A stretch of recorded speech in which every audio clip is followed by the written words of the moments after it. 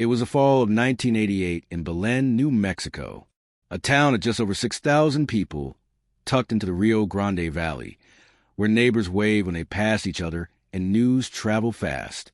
Belen was the kind of place where families built roots, where life seemed predictable, and where a young woman like Tara Calico should have been able to ride her bike in peace.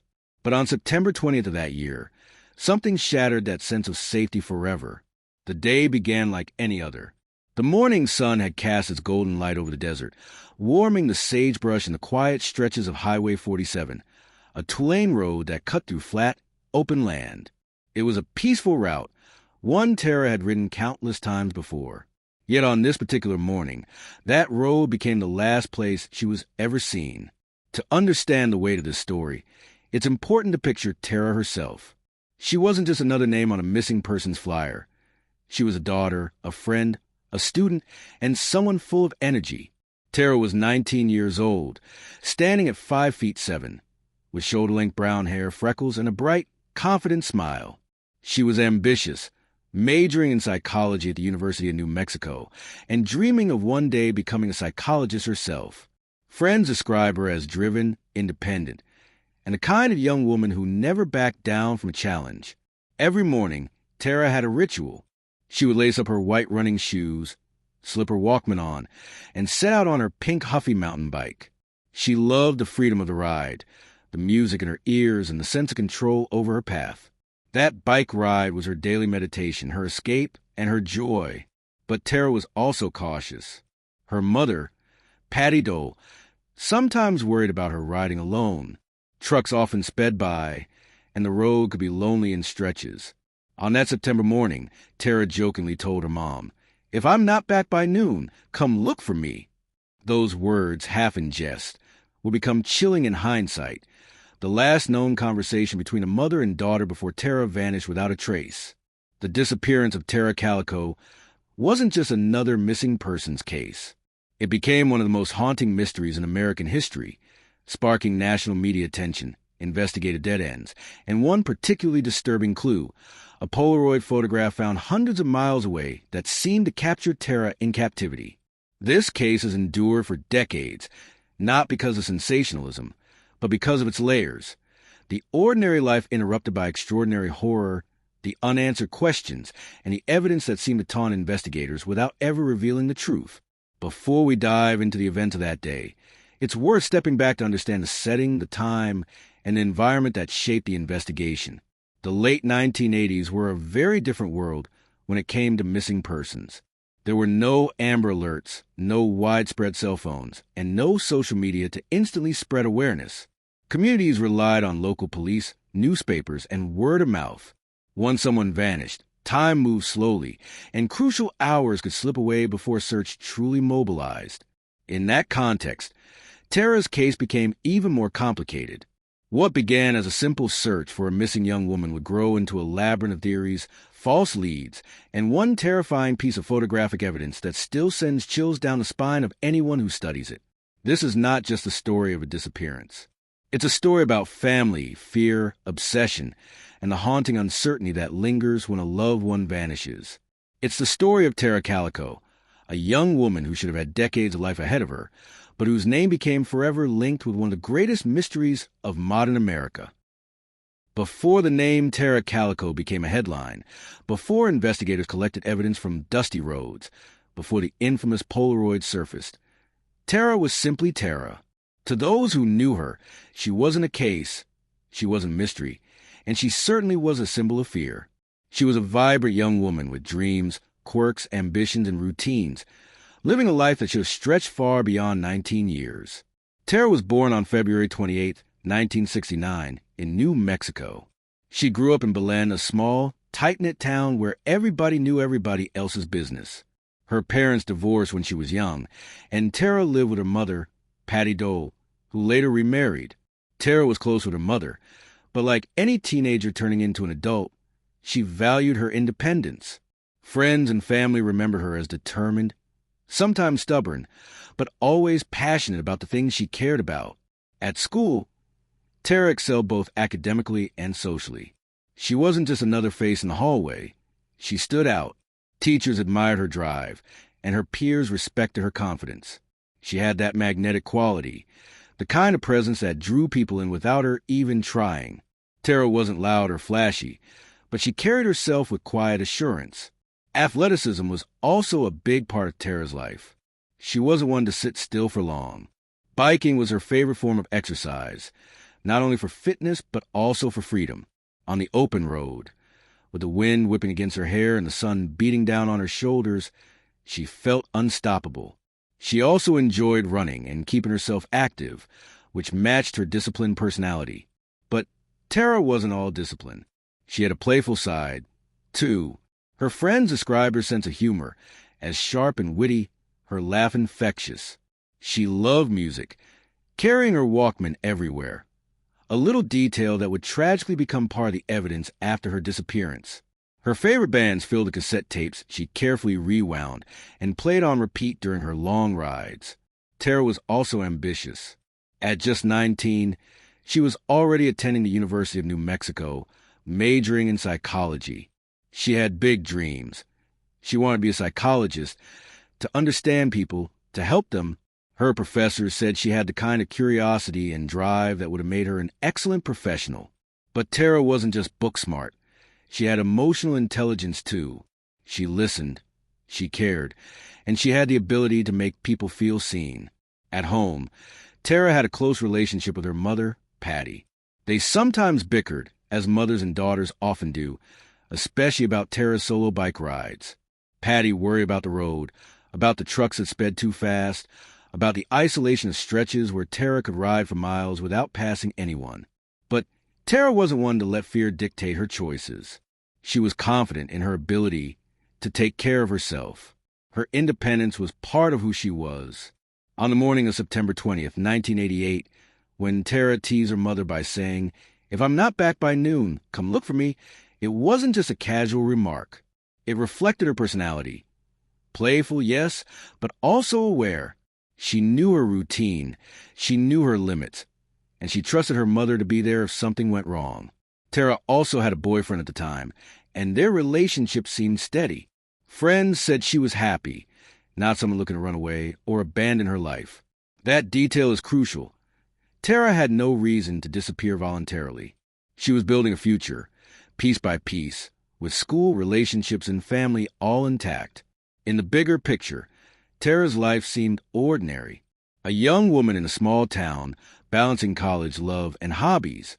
But sometimes, it's that very ordinariness that makes a disappearance even more haunting. She wasn't living on the edge.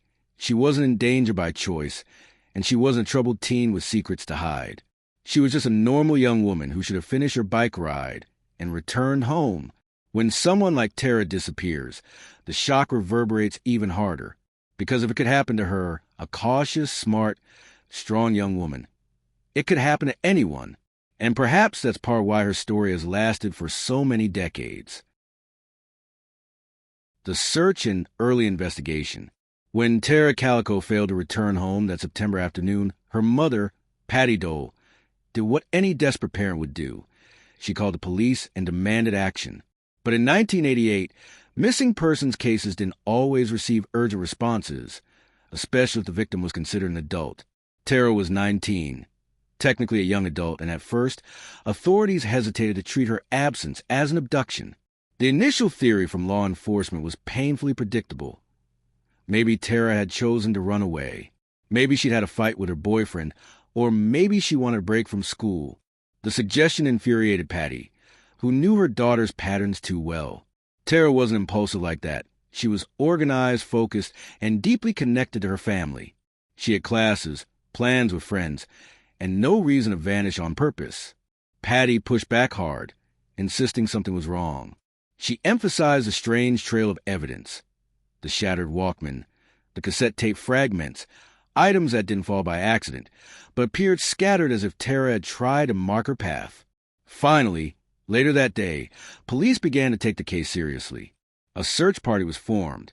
Deputies from Valencia County, volunteers, neighbors, and even local hunters fanned out across the desert.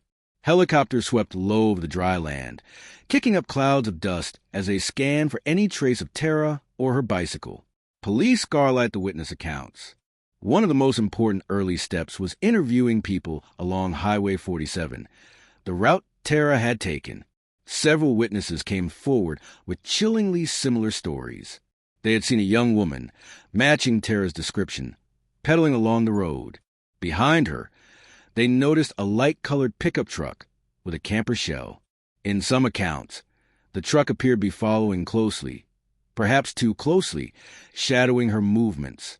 The driver was never clearly identified, but the details stuck. In a small town like Belen, vehicles stood out, and many residents knew each other's cars.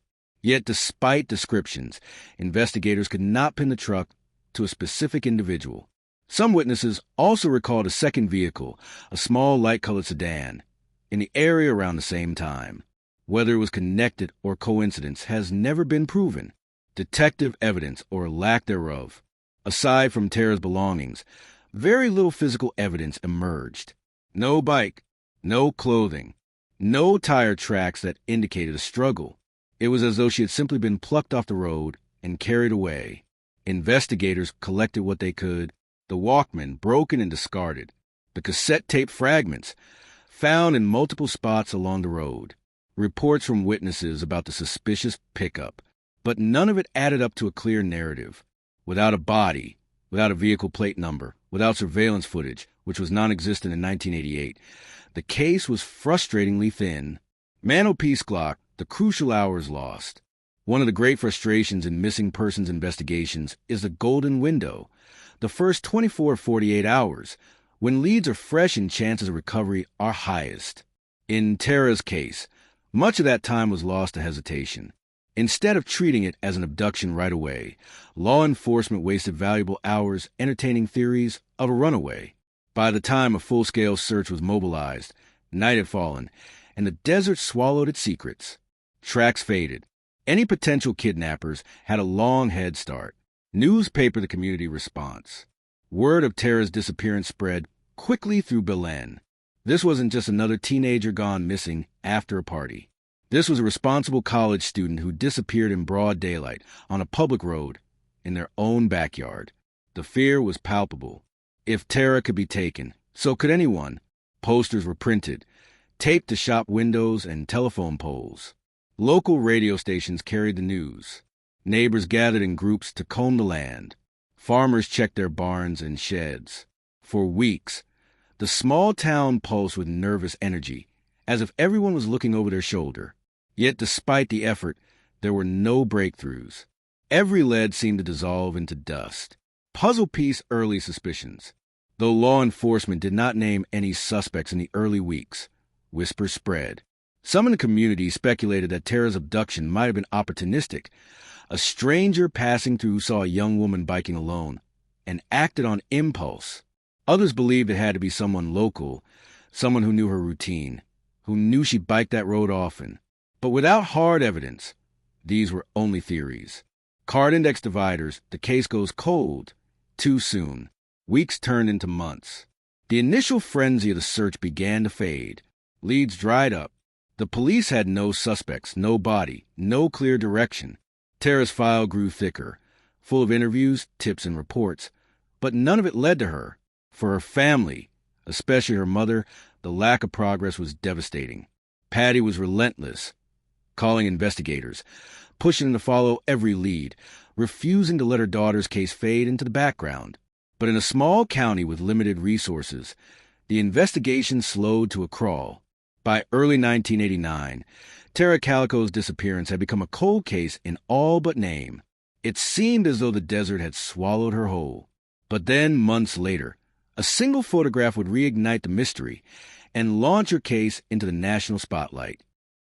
When Tara Calico failed to return home that September afternoon, her mother, Patty Dole, did what any desperate parent would do. She called the police and demanded action. But in 1988, missing persons cases didn't always receive urgent responses, especially if the victim was considered an adult. Tara was 19, technically a young adult, and at first, authorities hesitated to treat her absence as an abduction. The initial theory from law enforcement was painfully predictable. Maybe Tara had chosen to run away. Maybe she'd had a fight with her boyfriend, or maybe she wanted a break from school. The suggestion infuriated Patty, who knew her daughter's patterns too well.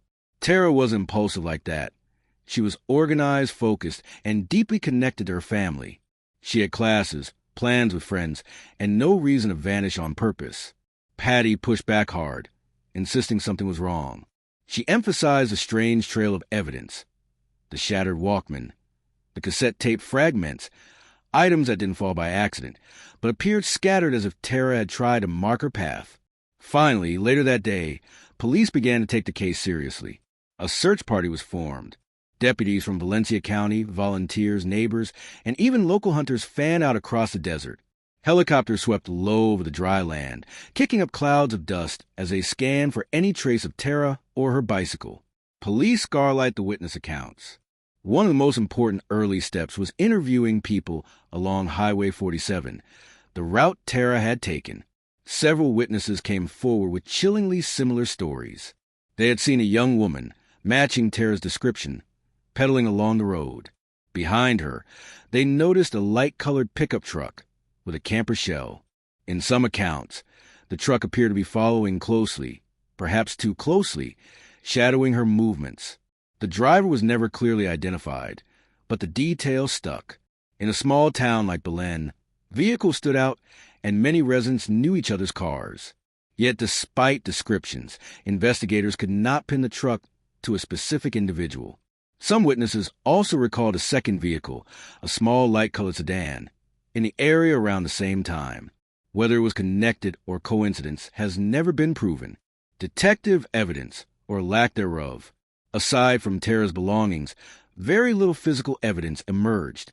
No bike, no clothing, no tire tracks that indicated a struggle. It was as though she had simply been plucked off the road and carried away.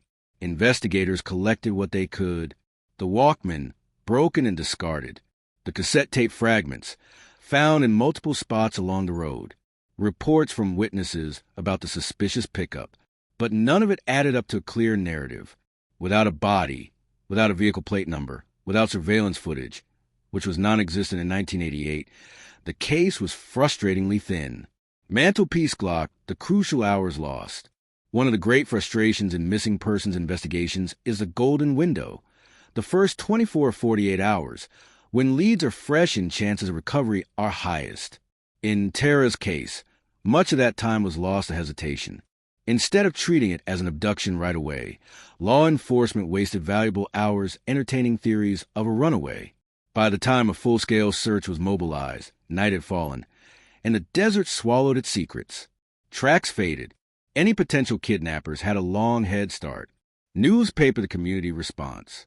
Word of Tara's disappearance spread quickly through Belen. This wasn't just another teenager gone missing after a party. This was a responsible college student who disappeared in broad daylight on a public road in their own backyard. The fear was palpable. If Tara could be taken, so could anyone. Posters were printed, taped to shop windows and telephone poles. Local radio stations carried the news. Neighbors gathered in groups to comb the land. Farmers checked their barns and sheds. For weeks, the small town pulsed with nervous energy, as if everyone was looking over their shoulder. Yet despite the effort, there were no breakthroughs. Every lead seemed to dissolve into dust. Puzzle piece early suspicions. Though law enforcement did not name any suspects in the early weeks, whispers spread. Some in the community speculated that Tara's abduction might have been opportunistic.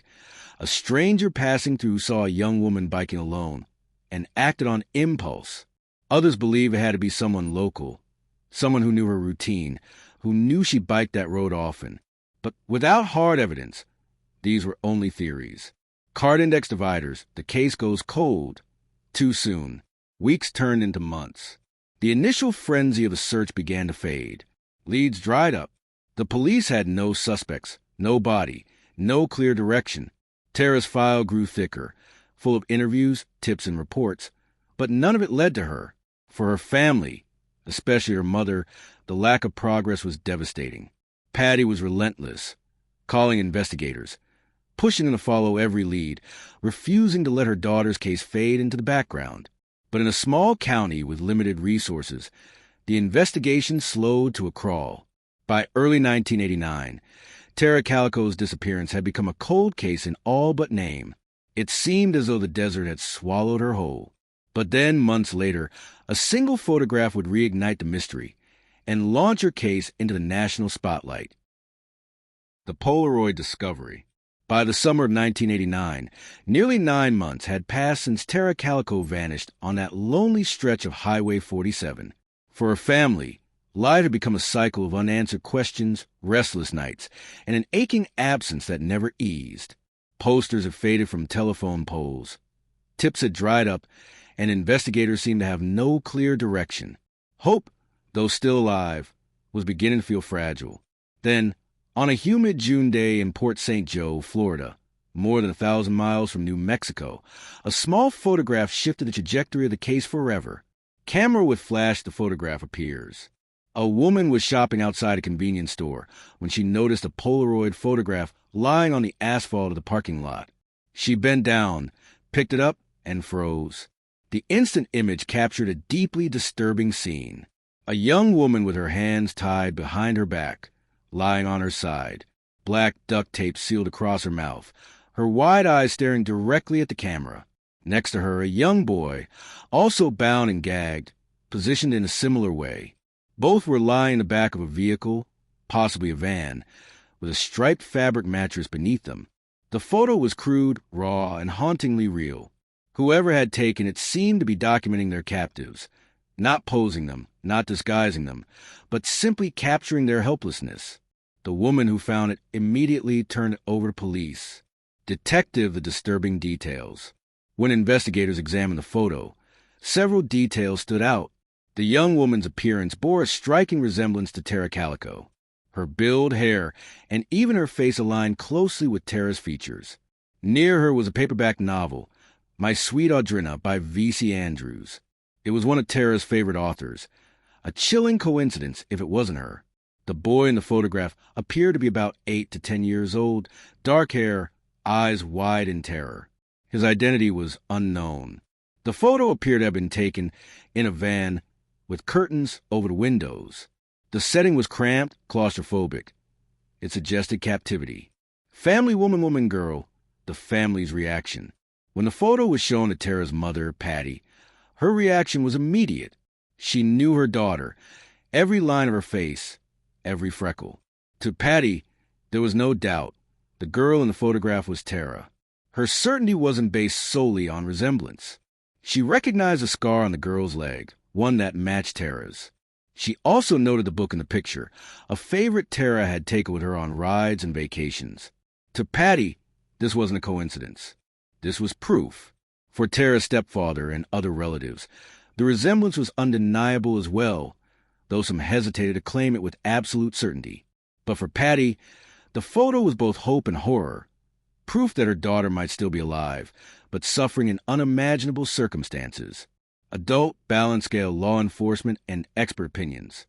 The photograph was sent to the FBI and Scotland Yard for analysis. Forensic experts studied bone structure, facial proportions, and other identifiers. But the results were frustratingly inconclusive. Some believed the girl was Tara. Others weren't convinced. The same split existed regarding the boy. At one point, investigators speculated the boy could be Michael Henley, a young boy from New Mexico who had gone missing in April 1988 during a camping trip in the Zuni Mountains. Michael's age and features seemed to align with the child in the photograph. But in 1990, Michael's remains were discovered in the mountains not far from where he had vanished, his death attributed to exposure. That meant the boy in the Polaroid was someone else, and his identity remains unknown to this day.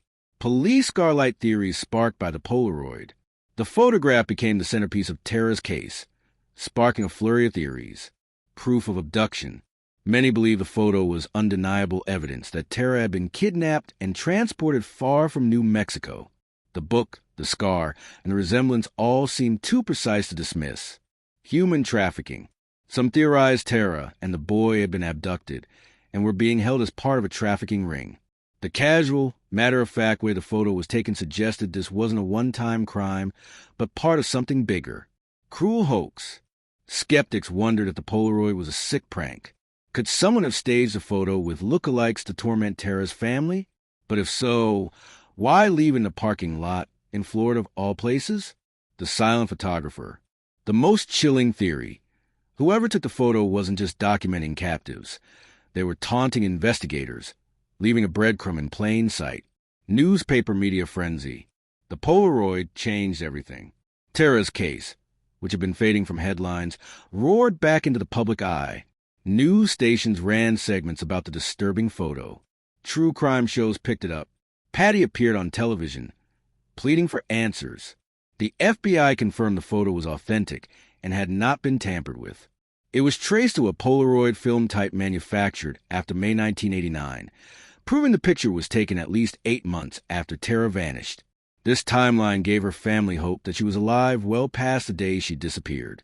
But despite the nationwide attention, no one came forward with the identity of the boy or the location of the van. Leads poured in, but each ended in disappointment. Broken heart, the lingering impact. For Tara's family, the Polaroid was a double-edged sword. On one side, it gave them hope that Tara was still alive somewhere. On the other, it tormented them with the possibility that she was suffering, held against her will, powerless and terrified. Patty later said that every time she looked at the photograph, she saw her daughter's eyes staring back at her, silently begging for help. But the photo was never definitively proven to be Tara. Investigators could not confirm it. For every expert who said yes, another said no. And so, the photograph joined the file of unsolved mysteries, a clue without resolution, a piece of evidence that raised more questions than it answered. The Polaroid remains one of the most haunting pieces of evidence in American true crime history. It is unsettling not only because of what it may show, but because of what it does not answer. Who was the girl? Who was the boy? Who took the photograph? And why has no one come forward, even decades later, to explain it? For Tara Calico's family, the photograph is not just a clue. It is a wound that never healed. Theories and suspects. Every unsolved case eventually becomes a web of theories, some grounded in evidence, others spun from speculation, and some born of desperation. Tara Calico's disappearance is no different. Over the decades, investigators, journalists, and amateur sleuths have debated countless possibilities. The Polaroid brought global attention, but even before and after its discovery, several theories emerged about what happened to Tara on that September morning in 1988. Theory 1. Abduction by strangers. The most straightforward theory is also one of the most terrifying, that Tara was abducted by strangers while on her bike ride. Witnesses reported seeing a light-colored pickup truck with a camper shell trailing Tara on Highway 47. The truck's presence seemed suspicious, following closely behind her for stretches of the ride. Some witnesses described the driver staring intently. Others said they saw Tara glance over her shoulder, as though she felt uneasy. The scenario is chillingly plausible. Tara, biking alone on an isolated road, is overtaken or forced off by the truck. The driver, or drivers, then pull her into the vehicle and take her away. Evidence supporting this theory includes the discarded Walkman and cassette tape fragments, which may have been dropped intentionally by Tara as a trail, the lack of a body or bicycle, suggesting she was taken and transported elsewhere, the Polaroid photograph, possibly proof she was held alive after her abduction. The weakness in this theory lies in the absence of identity. Despite witness reports, no one was ever conclusively tied to the suspicious truck. And in a small town like Belen, it's striking that no one could identify who owned it. Still, the possibility of a stranger abduction remains strong, one of the simplest explanations for how Tara could vanish in broad daylight. House Theory 2, someone she knew.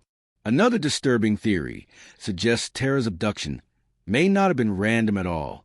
Instead, someone familiar with her routine, perhaps even someone she knew, orchestrated her disappearance. Tara's bike rides were regular. She rode the same road often at the same times. If someone wanted to plan an abduction, they wouldn't have to guess. They'd know exactly where and when to find her. Over the years, whispers spread in Belen. Some locals suspected that young men from the community, possibly even acquaintances of Tara, may have been involved. In 2008, nearly 2 decades after her disappearance, The Valencia County Sheriff's Department announced they had received information suggesting multiple individuals who knew Tara might have been responsible. Allegedly, these men followed her, harassed her, and things escalated. But no names were ever officially released, and no charges were filed. Without hard evidence, this theory remained speculation. Yet to Tara's mother, Patty, the idea that people in her own community knew what happened and stayed silent was one of the most painful possibilities of all. Camera with Flash Theory 3, the Polaroid connection. The Polaroid remains the most haunting clue in the case. If it truly depicts Tara, then it confirms not only that she was abducted, but also that she survived her disappearance, at least for some time. Support for this theory includes the resemblance between Tara and the girl in the photo, the scar on the girl's leg, which matched Tara's, the book, My Sweet Audrina, one of Tara's favorites, the Polaroid film type, which proved the photo was taken months after she vanished. But the Polaroid also complicates the case. If Tara was alive in Florida, over 1,200 miles away, who transported her there? Was she moved as part of a trafficking operation? Was she held captive by individuals far beyond Belen? Skeptics argue the photo may have been a cruel hoax. Perhaps it was staged with lookalikes designed to torment Tara's family. But if so, who would go such lengths? And why? People holding hands theory 4, multiple perpetrators. Some investigators and true crime experts believe Tara's abduction may have involved more than one person. It would explain how a young woman could be overpowered in broad daylight without much of a struggle. One person could have driven the truck, while another forced Tara into the vehicle. This aligns with later rumors that multiple young men from Belen may have been involved. If true, it would also explain the silence. Fear, complicity, and a small-town code of silence could have kept the truth buried for decades. Detective Theory 5, a cruel hoax, though less widely accepted. Some believe Tara may never have been in the Polaroid at all. Perhaps the photograph was entirely unrelated, and her abduction was separate. Forensic experts were divided. Some said the girl's features matched Tara's. Others said they didn't. Even decades later, advanced facial recognition technology could not conclusively prove it either way. If the Polaroid was unrelated, then it means investigators and the public may have spent years chasing the wrong lead. Candle Theory 6, the silent conspiracy. One of the darkest theories suggests that people in Belen know exactly what happened to Tara, but no one has come forward. Patty herself believes strongly in this possibility. She spoke publicly about her conviction that individuals from the town or connected to it were responsible. Rumors persisted of cover-ups of threats of a community that chose silence over justice. In small towns, loyalty and fear can run deep. If perpetrators were part of a tight social circle or if families were influential, it's not unthinkable that witnesses stayed quiet. Puzzle piece, what do we really know? Tara vanished around 11:45 a.m. on Highway 47. Witnesses saw her being followed by a light-colored pickup truck. Her belongings were found scattered along the road, suggesting distress. The Polaroid appeared months later, possibly showing her alive. No one was ever arrested, and no body has ever been found. Every theory carries weight. Every theory also has holes. Thought balloon the lingering questions. Was Tara abducted by strangers passing through Belen, never to be seen again? Did people in her own community, perhaps men she knew, orchestrate her disappearance? Was the Polaroid real evidence of her suffering or a grotesque hoax? And perhaps the most haunting question of all, why, after decades, has no one broken the silence? Tara Calico's case has no shortage of theories. But with no body, no confession, and no definitive proof, each theory remains suspended. Media and aftermath. In the first few weeks after Tara Calico vanished, the case was largely confined to Valencia County. Flyers were posted on grocery store windows. Neighbors volunteered in searches, and local newspapers ran updates. But as weeks turned into months with no answers, the story began to spread. Soon, what had begun as a terrifying loss for one family grew into one of the most recognized missing persons cases in the United States. Newspaper local to national spotlight, the discovery of the Polaroid in June 1989 was the turning point. Until then, Tara's case had already drawn interest from regional news outlets. But the photograph, disturbing, mysterious, and impossible to ignore, catapulted the case into the national spotlight. News anchors across the country share the image, often blurred on screen, while speculating about the identity of the girl, and boys shown bound and gagged. Newspapers published side-by-side comparisons of Tara's high school photos and the Polaroid girl's terrified expression. The resemblance was uncanny enough to shock readers and horrifying enough to keep people glued to the story. Patty Dole, Tara's mother, quickly became the face of the search. She gave interviews, appeared on television, and pleaded with the public to come forward with any information. For her, this wasn't about publicity. It was survival. Every headline, every broadcast was a chance to reach someone who might have seen something or who knew the truth. Television exposure. In the late 1980s and early 1990s, true crime television was booming. Tara's case became a natural fit for programs designed to capture the public's imagination and encourage tips. America's Most Wanted. Tara's story was featured, along with a Polaroid photo, in hopes that viewers might recognize the girl, the boy, or the van shown in the image. Hotlines lit up with calls after the episodes aired, though none led to definitive breakthroughs. Unsolved Mysteries, the long-running TV series, hosted by Robert Stack, gave Tara's case national attention. The haunting narration, combined with dramatized reenactments, reached millions of viewers. Once again, tips poured in, sightings, possible suspects, even vague confessions. But as investigators chased them down, they fizzled out into nothing. These shows were powerful tools, but they also created a secondary effect. They embedded Tara's case in collective imagination. Viewers didn't forget the image of the Polaroid. The girl's wide, terrified eyes became part of the cultural memory of late 20th century America. Megaphoned the family's relentless efforts. No one fought harder than Patty. She became her daughter's voice, a one-woman campaign determined to keep Tara's case alive. She mailed flyers across the country, urging anyone who might have information to contact authorities. She gave interviews tirelessly, never letting Tara's name disappear from headlines. She kept her phone close, day and night, waiting for the call that never came. For years, Patty lived between hope and despair. Each new lead sparked a flicker of optimism, only to crash against disappointment when it went nowhere. Yet she never stopped. She once told reporters, "Somebody knows. I just want the truth. I just want to bring her home." Telephone received the tips and sightings. The media attention brought waves of tips. Some callers claimed to have seen Tara in Florida, in California, even overseas. Others believed the Polaroid depicted not Tara, but another missing girl. Each tip was logged, followed up, and checked. Each one, inevitably, led to a dead end. The sheer volume of information made the case messy. Investigators had to sift through credible leads and obvious hoaxes. Some tips came from psychics, others from people convinced they recognized the curtains in the van. It was chaos. But in cases like this, chaos is better than silence. At least it meant people still cared. Newspaper the pressure on investigators. As Tara's case grew famous, so did the scrutiny on law enforcement. Reporters questioned whether the Valencia County Sheriff's Department had mishandled the early hours. Why wasn't the case treated as an abduction right away? Why hadn't the suspicious truck been tracked more aggressively? The department defended itself, but the criticism stuck.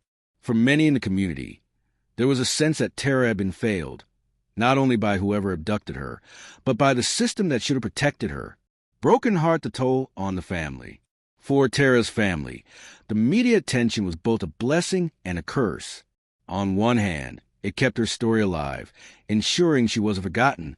On the other, it meant reliving their trauma again and again in front of cameras and strangers. Patty once described the experience as living in limbo. She could not grieve because there was no body, no certainty. But she also could not rest because every day without answers was another day her daughter might still be out there. Her fight for Tara's case consumed her life. And though she was grateful for the attention, she also carried the weight of frustration. That attention alone wasn't enough to bring her daughter back. Puzzle piece the cultural impact. By the early 1990s, Tara Calico's case was etched into American culture. Her face appeared on missing person posters, news segments, and in the minds of people far from New Mexico. The Polaroid became iconic, a symbol of mystery, fear, and unanswered questions. In many ways, Tara's case highlighted the need for better systems. The Amber Alert program, launched in 1996, came years too late for Tara, but her story contributed to the public awareness that made such initiatives necessary. Tara Calico was no longer just a missing person from Belen. She had become a symbol of a daughter stolen, of a case on later developments and FBI involvement. For many cold cases, time is the greatest enemy. As years pass, memories fade, evidence deteriorates, and the urgency that once propelled a case begins to weaken. But Tara Calico's disappearance never truly faded into obscurity. Thanks to her family's relentless efforts, the haunting Polaroid, and the enduring mystery, her name remained alive in the public consciousness.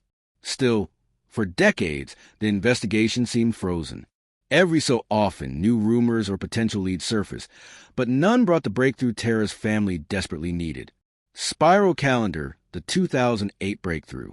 In October 2008, a surprising announcement reignited hope. The Valencia County Sheriff's Department held a press conference, revealing that they had received new information suggesting that Tara had been killed the very day she disappeared, and that those responsible were individuals from Belen, people who knew her. The theory, according to law enforcement, was that Tara had been followed, harassed, and eventually abducted by several young men driving in the area. The encounter allegedly escalated, and Tara was struck by a vehicle. Instead of seeking help, the men panicked, covering up the crime and hiding her body. Investigators hinted that there had been a confession, or at least testimony pointing to specific individuals. They even claimed that people in the community likely knew what had happened but had stayed silent for 20 years. The press conference electrified the town. If true, it would mean Tara's disappearance wasn't a random act of evil but something chillingly close to home, an act carried out by people who may have attended the same schools, shopped at the same stores, and lived in the same neighborhoods as her family. But for all the drama of the announcement, the investigation stalled once again. Despite the bold statements, no arrests were made, no names were released, no charges were filed. Whatever evidence or confessions investigators had received was not enough to hold up in court. For Tara's family, it was another cycle of hope followed by crushing disappointment. Newspaper renewed public interest. Around the same time, Tara's case once again gained renewed attention through documentaries, podcasts, and online true crime forums. The internet era had transformed the way unsolved mysteries were discussed.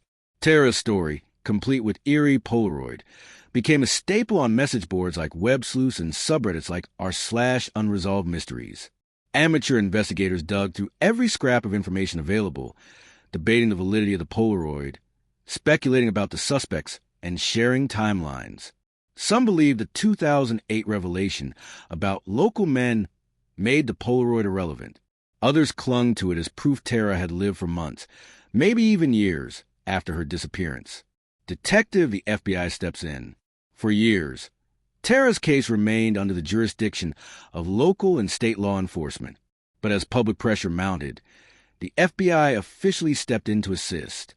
In 2013, federal agents began reviewing the case, applying modern investigative tools and re-examining evidence. Technology had advanced since 1988. Forensic science, facial recognition, and DNA testing offered new possibilities that hadn't existed when Tara vanished.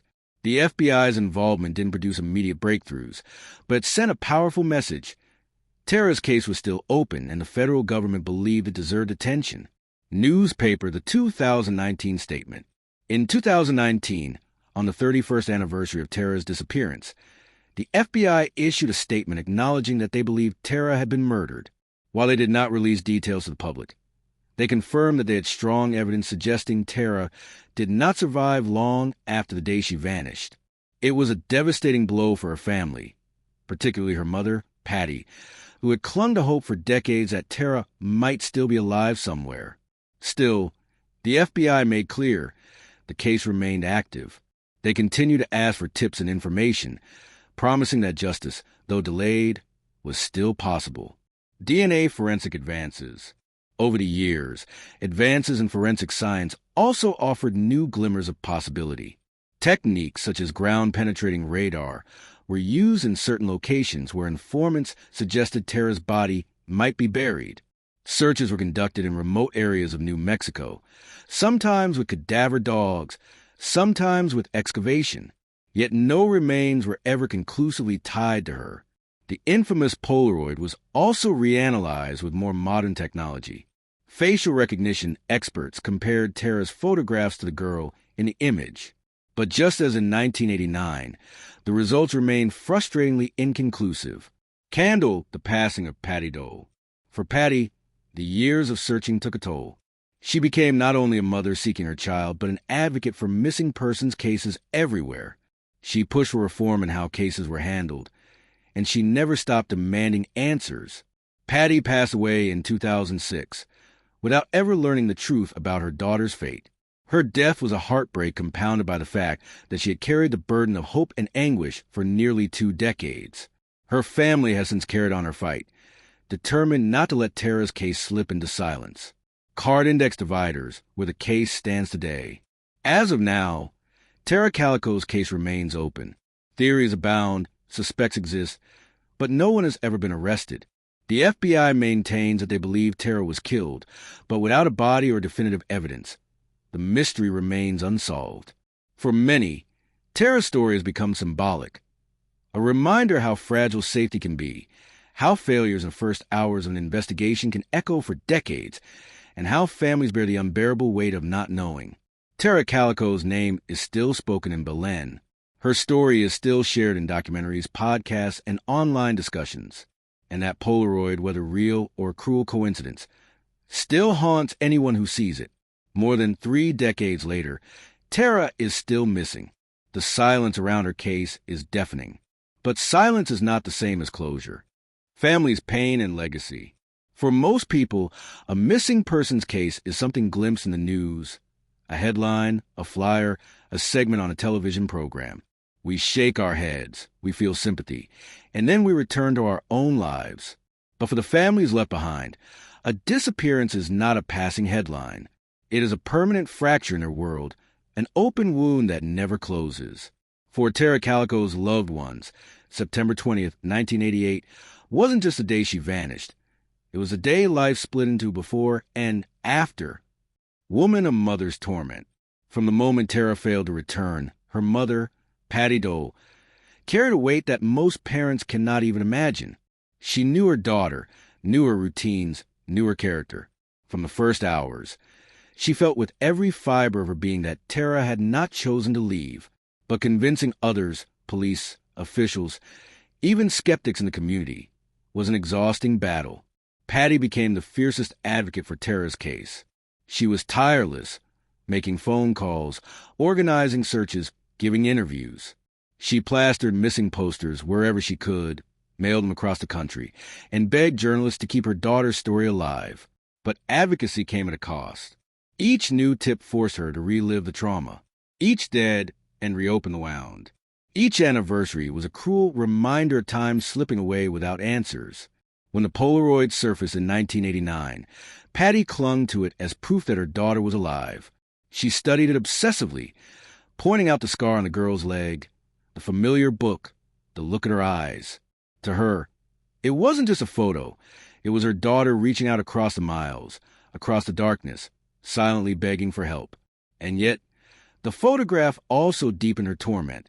If Tara was alive, then where was she? Who had her? What kind of suffering was she enduring? For Patty, hope and horror lived side by side, tearing at her soul. Patty continued her fight until her passing in 2006. She never learned the truth about her daughter's fate. Those who knew her said she carried a quiet grief every day, a weight in her voice, a sadness in her eyes that never left. To the end, she believed her daughter's case could be solved, if only the right person spoke up. Housed the family's burden. Tara's disappearance didn't just scar her mother. It rippled through her entire family, siblings, stepfather, extended relatives. Every holiday, every birthday carried the shadow of her absence. Her siblings grew up in the shadow of a missing sister. They saw their mother's pain, felt the strain on the family, and lived with the unanswered question that never went away. What happened to Tara? Her stepfather supported Patty's endless search, but he too carried frustration with the investigation. He openly expressed belief that people in Belen knew the truth, and that silence in the community was the greatest barrier to justice. Candle, living without closure. The hardest part of a disappearance is not grief itself. It is the inability to grieve. When someone dies, families eventually confront the finality, however painful. But when someone vanishes, there is no closure. For Tara's family, every phone call might be the one. Every knock on the door might bring news. Every rumor, every new photograph, every unidentified body reported in the news carried the possibility, terrifying and hopeful, that it could be Tara. This endless uncertainty is sometimes called ambiguous loss. Psychologists describe it as one of the most painful forms of trauma because the mind cannot fully accept what the heart suspects. Families live suspended between hope and despair, unable to let go, unable to move forward. That was Tara's family's reality. Day after day, year after year, television carrying the story forward. Even after Patty's death, Tara's case lived on through her family and through the community of people who refuse to forget. Documentaries, podcasts, and articles continue to revisit her disappearance, each new generation encountering the haunting story of a young woman who went for a bike ride and never returned. For many advocates of missing persons, Tara's case became a rallying cry. It highlighted the importance of fast, decisive action in the first hours of a disappearance. It demonstrated the need for tools like Amber Alerts and national databases, and it showed the world the devastating cost of silence, the way unspoken truths can destroy families just as surely as violence itself. Globe showing America's a legacy of a life interrupted. Tara Calico never became the psychologist she dreamed of being. She never graduated college, never married, never had the chance to live the full life her ambition promised. Instead, she became a symbol, a face on a poster, a name in a file, a mystery that endures. But to her family, she was never just a case. She was a daughter with sharp wit, a girl who loved music and long bike rides, a young woman with plans and dreams. That is what they want the world to remember. Not just a mystery of her disappearance, but the vibrancy of her life. In many ways, Tara's story represents something larger. It is the story of countless families who lost loved ones to abductions, vanishings, and unexplained disappearances. It is a reminder that behind every case number is a life, behind every theory is a family, and behind every mystery is a wound that may never heal. Broken heart, a mother's words. In one of her interviews before her death, Patty Dole said something that still resonates today. Somebody knows. Somebody out there has the answer. And until they speak, we cannot rest. Those words echo across decades, capturing the essence of the Calico family's torment. The answers exist, hidden, buried, unspoken. But until they surface, Tara remains lost. Closing reflection. There are some mysteries that fade with time, softened by the years until they are remembered only by family and a handful of investigators. Tara Calico's case is not one of them. More than 3 decades later, her name still sparks recognition. Her story still unsettles, and that photograph, the Polaroid of a bound young woman staring into the camera, still haunts those who dare to look at it. Tara's disappearance reminds us of the fragility of ordinary life. One morning, a young woman sets out on a bike ride, something she's done countless times before. The sun is shining. The desert road stretches ahead, and there's no reason to think it will be anything but another normal day. And then, nothing. Silence. Absence. An entire life erased in the space of a few miles. For Tara's mother, Patty, the years after that day were a relentless battle. She fought not only against the silence of the desert, but against the silence of people who knew more than they said. She fought against bureaucracy, against indifference, against the numbing passage of time. Her strength kept Tara's case alive, long after others might have given up. But even she passed without the answers she deserved. Theories abound. Abduction by strangers, a tragic accident covered up, a local conspiracy, human trafficking, or a cruel hoax immortalized in that Polaroid. Each theory carries a piece of possibility, yet none carries certainty. The FBI believes Tara was murdered. Her family believes someone in Belen knows the truth. The public is left with a haunting absence of proof, only fragments, rumors, and possibilities. And that's the cruelest part of all. Without resolution, without truth, Tara exists in limbo. Not alive, not gone, but missing. A word that is as heavy as it is hollow. Her story is not just about her disappearance. It's about the community shaken by it, the family devastated by it, and the nation disturbed by it. It's about the photograph that seemed to cry out across the miles, "Help me, don't forget me," and we haven't. Today, Tara Calico's case stands as a symbol of the need for vigilance, of the importance of fast action in missing person cases, of the deep and lasting pain families endure when answers never come. It is also a reminder that behind every headline, behind every file number, there is a person with dreams, with laughter, with a life that mattered. Tara should have become a psychologist. She should have walked across a stage to receive her degree. She should have grown older, found love, maybe had children of her own. Instead, she remains 19 forever, frozen in memory, frozen in mystery. As viewers, readers, or investigators, we are left with questions that may never be answered.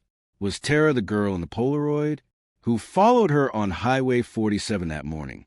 Why has no one come forward, even after all these years? In the end, perhaps the scariest thing about Tara's story is not just what happened to her, but what it reveals about the world we live in. That evil can hide in plain sight. That silence can be as powerful as violence.